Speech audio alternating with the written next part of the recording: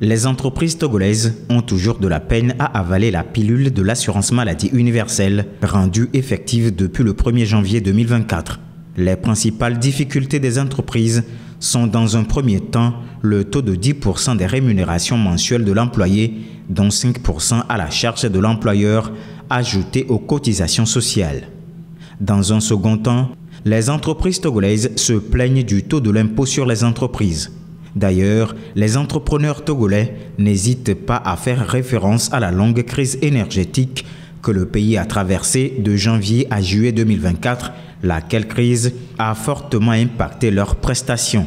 Dans le but d'aboutir à un document de plaidoyer, le Conseil national du patronat a lancé une enquête. D'après la fiche d'enquête soumise aux entreprises, on demande entre autres le niveau de l'impact de l'introduction de l'assurance maladie universelle AMU et de la crise énergétique, l'impact du taux de l'AMU sur les charges d'exploitation.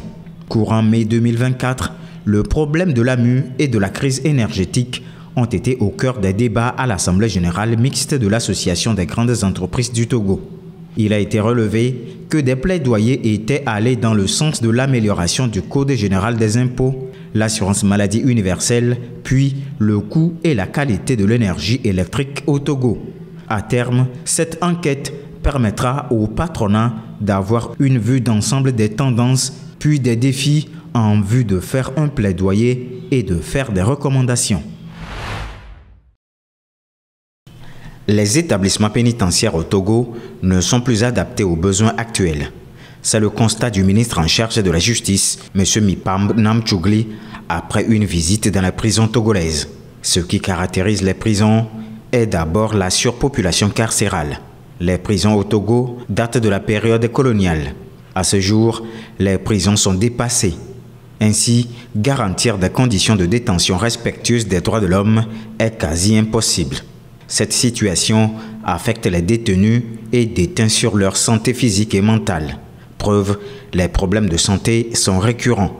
Selon le ministre de la Justice et de la Législation, il n'existe pas de texte définissant clairement la gestion des établissements pénitentiaires, ni de règlement intérieur permettant d'encadrer la vie carcérale de manière ordonnée et sécurisée. Et c'est ce vide juridique qui aggrave les dysfonctionnements au sein des prisons au Togo. La situation est un peu plus critique dans le nord du pays. À Dapaon, la prison est aussi un héritage colonial. Malheureusement, elle n'est même pas clôturée, ce qui rend plus ardue la tâche à l'administration pénitentiaire qui doit déployer plus d'efforts pour la sécurisation du site. Le ministre Namchougli reconnaît que les besoins des prisons togolaises sont immenses, mais les moyens ne suivent pas. Face à cette situation, le ministre compte réinventer les prisons au Togo. Toutefois, aucune mesure concrète n'est encore dévoilée pour la réinvention des prisons au Togo. La lutte contre la fistule obstétricale au Togo s'intègre dans le grand volet de la santé de la mère et de l'enfant. Selon les chiffres de l'Organisation mondiale de la santé OMS, la prévalence de cette maladie dans le pays est estimée à 0,03%. Pour lutter contre le fléau, plusieurs campagnes ont été menées pour favoriser l'intervention chirurgicale sur des patientes depuis plusieurs années. Actuellement, une autre campagne de prise en charge chirurgicale de la maladie est soutenue par la CEDEAO. L'institution octroie un chèque de 148 millions de francs CFA au Togo afin d'améliorer la santé des femmes et des filles touchées par cette maladie. Rappelons que la fistule obstétricale est une affection très handicapante. Elle touche exclusivement les femmes et les filles et est causée par des accouchements difficiles. Elle résulte d'une perforation de la paroi vaginale qui communique avec la vessie ou le rectum. Plus de 250 femmes en souffrent chaque année au Togo. Alors que le secteur du café et du cacao continue de jouer un rôle clé dans l'économie togolaise, les défis liés à la commercialisation de ces produits exigent des réponses adaptées aux réalités du marché mondial. Le ministre, délégué auprès du ministre du Commerce, de l'Artisanat et de la Consommation locale, Kosivi Unake, souligne la nécessité d'une réforme qui assure des prix de vente justes, prenant en compte les fluctuations des marchés internationaux, tout en garantissant des revenus dignes aux producteurs. Les acteurs locaux, malgré les prix actuels élevés, font face à des difficultés croissantes pour écouler leurs stocks, ce qui menace l'équilibre de la chaîne. Face à cette situation, le ministre met en avant l'importance d'un recensement des acteurs pour améliorer la traçabilité et contrer la contrebande qui affaiblit les ressources disponibles pour les producteurs légitimes. Anselme Gouton, secrétaire général du comité de coordination pour les filières café et cacao, CCFCC, considère la contrebande comme un obstacle majeur à l'amélioration durable des revenus des producteurs. Le ministre appelle à des mécanismes de tarification stabilisateurs qui profitent aux acteurs locaux tout en respectant les prix indicatifs publiés toutes les 2 semaines par le CCFCC, un outil crucial pour éviter les écarts de prix. La filière souhaite, en ligne avec l'objectif 2030, devenir un modèle de performance, de création de richesses et d'emplois décents au Togo. Le café et le cacao occupent respectivement la 2e et la 3e place dans le classement des cultures d'exportation au Togo.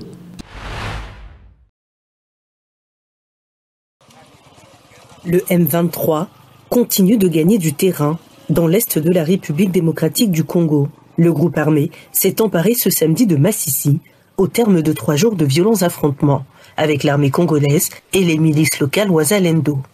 Une information confirmée par l'agence de presse française l'AFP. Massissi, ville-clé située à environ 80 km à l'ouest de Goma, est le théâtre de combat depuis plusieurs semaines. Depuis novembre 2021, la rébellion du M23 s'est emparée de vastes pans de territoire dans l'est de la République démocratique du Congo, riche en ressources naturelles et déchirée depuis 30 ans par des conflits. En décembre dernier, une tentative de dialogue entre le président congolais Félix Tshisekedi et le Rwandais Paul Kagame, dont le pays est accusé de soutenir le M23, a été finalement annulée. Une situation qui fait craindre à la communauté internationale une catastrophe humanitaire avec un déplacement massif de population. Le pays compte déjà près de 7 millions de déplacés internes selon l'ONU.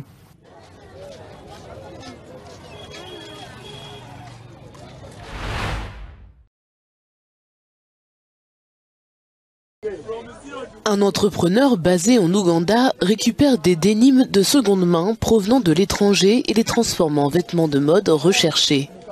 Au cœur de la capitale Kampala, le marché d'Owino est l'un des plus grands marchés de vêtements d'occasion. Ici, les acheteurs se bousculent entre les étals remplis de vêtements d'occasion provenant pour la plupart de pays européens. Nous essayons de protéger notre environnement en utilisant des matériaux durables. Nous essayons donc de réutiliser le denim qui a été jeté ou mis au rebut. C'est donc par là que commence le premier processus. Nous nous approvisionnons en denim usagé ou en chute de denim. Nous nous procurons des matériaux, puis nous les acheminons vers nos usines qui se trouvent à Motive sur Port Bell Road, où nous commençons à découper des modèles et des pièces selon des conceptions spécifiques. L'Ouganda importe environ 80 000 tonnes de vêtements de seconde main chaque année selon les données de l'Uganda Revenue Authority. Jetés par les Européens et les Américains, ces vêtements sont souvent achetés à des grossistes puis expédiés dans les pays africains par des intermédiaires. J'aime l'authenticité des produits ici.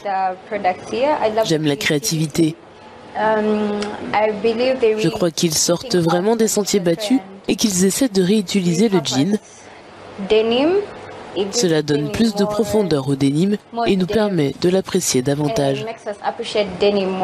Troy Elimou envoie chaque jour des employés au marché d'Owino pour trier les vêtements de seconde main et sélectionner les meilleures pièces de denim qui se vendent peu selon les commerçants. Ceux-ci sont ensuite acheminés vers son usine où des tailleurs donnent une nouvelle vie aux articles de mode mis au rebut. D'ici une dizaine d'années, il n'y aura peut-être plus de déchets dans les rues, mais uniquement des vêtements authentiquement portés, provenant d'ici. Je pense que Troy fait du bon travail en éliminant les vêtements de seconde, troisième ou parfois quatrième main. Parce que cette chemise, je pense qu'elle a eu 5 propriétaires avant que je ne l'achète. Les initiatives comme celle de Troy Elimou sont vues par certains comme un moyen viable de gérer l'énorme déversement de vêtements de seconde main en Ouganda. Denim Cartel vend les créations en denim recyclé à partir de $60.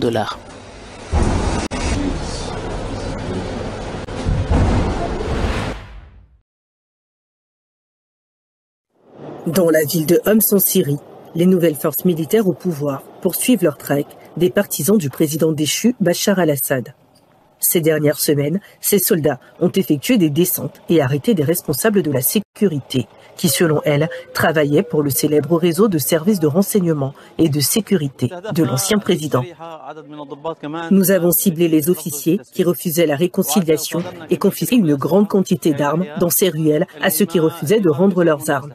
Aujourd'hui, nous poursuivons la campagne jusqu'à ce que la sûreté et la sécurité règnent dans toute la ville de Homs. Dans cette ville, souvent qualifiée de capitale de la Révolution, des espaces ont été mis à la disposition des anciennes forces militaires du pays pour y déposer leurs armes. Pour rappel, en décembre dernier, une insurrection menée par les forces armées du groupe Hayat Tahrir al-Sham a renversé en moins de 2 semaines le régime de Bachar al-Assad, en place depuis 24 ans.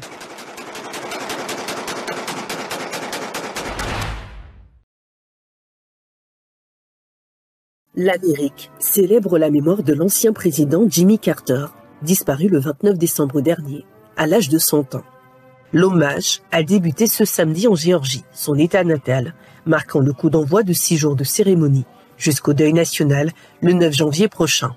Le convoi a d'abord sillonné Plains, sa petite ville natale, où les habitants sont venus nombreux dire adieu à l'enfant du pays. Le corbillard s'est ensuite rendu à Atlanta pour un moment de recueillement devant le Capitole de cet État du Sud-Est, où il fut sénateur local avant de devenir gouverneur. Président démocrate de 1977 à 1981, Jimmy Carter laisse à l'international l'image d'un pacificateur engagé dans des actions humanitaires qui lui ont valu le prix Nobel de la paix en 2002. L'ancien président sera inhumé en privé aux côtés de sa défunte épouse, disparue en 2023.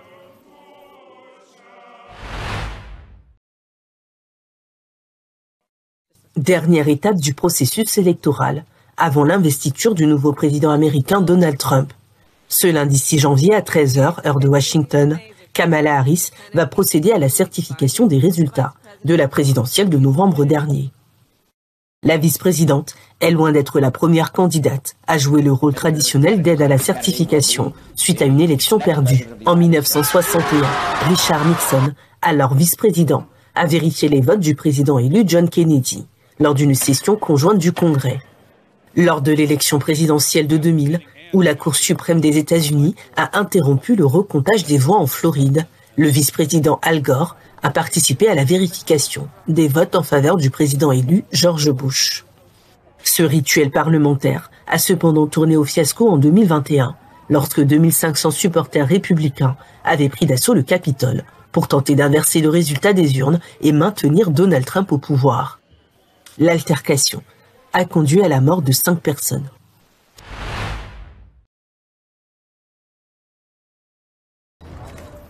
Les premiers contingents de soldats et de gendarmes venus du Salvador et du Guatemala sont arrivés ce vendredi à Port-au-Prince. Ils rejoignent la mission de sécurité internationale pour appuyer la police haïtienne à faire face aux gangs. Parmi les 80 agents arrivés, 8 soldats venus du Salvador et les 75 militaires du Guatemala. Le groupe a été accueilli à l'aéroport international Toussaint Louverture par les autorités haïtiennes. Bienvenue à l'avant-garde du Salvador, qui s'occupe de la logistique ici, afin que les troupes puissent suivre plus tard. Merci aussi à nos frères du Guatemala d'être venus soutenir la lutte contre l'insécurité.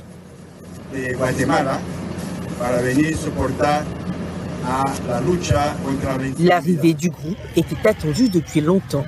Elle intervient à un moment critique pour Haïti, qui connaît une augmentation alarmante des attaques armées, notamment dans la capitale.